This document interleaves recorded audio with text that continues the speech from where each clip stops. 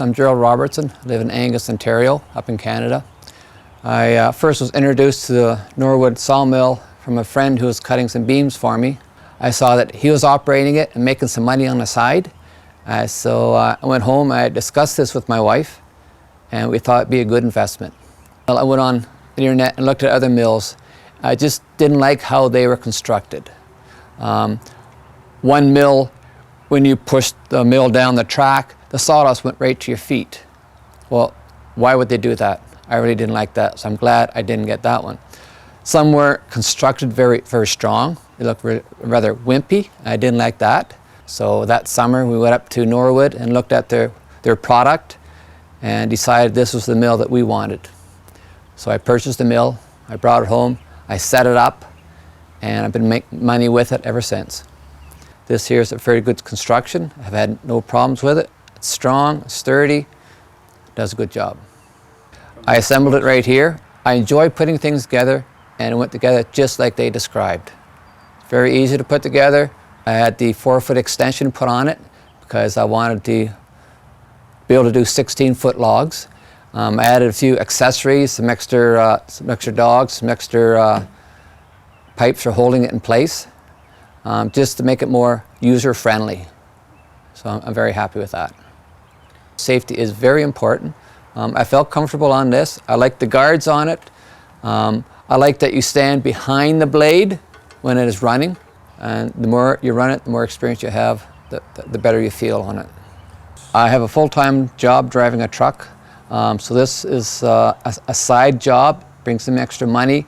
It's a 1-minute walk to my house. I can come out here in the evening, make a few cuts, or on Saturdays I can go right at it and put a full day on it.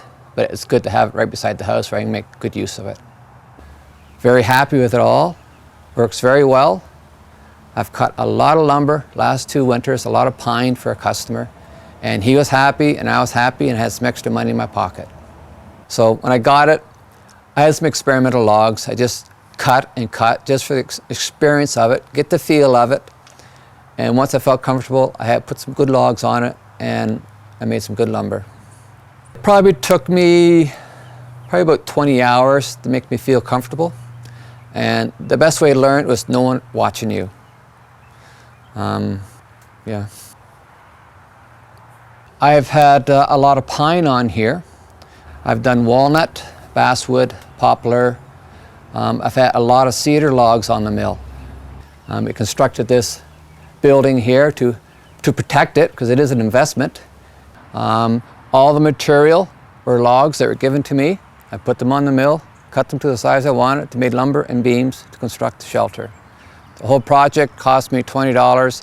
That was for the used steel that I had to buy in the screws. So the lumber didn't cost me anything except for the fuel. This is a log cabin I built 2 winters ago.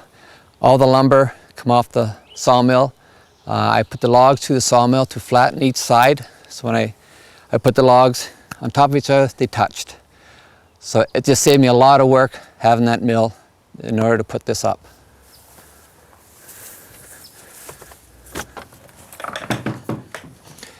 As you look around in here, you can see I have some beams up here. Those are 4x6 cedar. They are cut on the mill to make my trusses. You look at the ceiling, you see the cedar. All that cedar come out of my bush and was cut on the mill to make the roofing. If you look over to the side, I have a floor up there to make a loft. That is 2-inch ash, cut on the mill also, and laid up there to make a floor. If I didn't have this mill, I couldn't afford to build this cabin.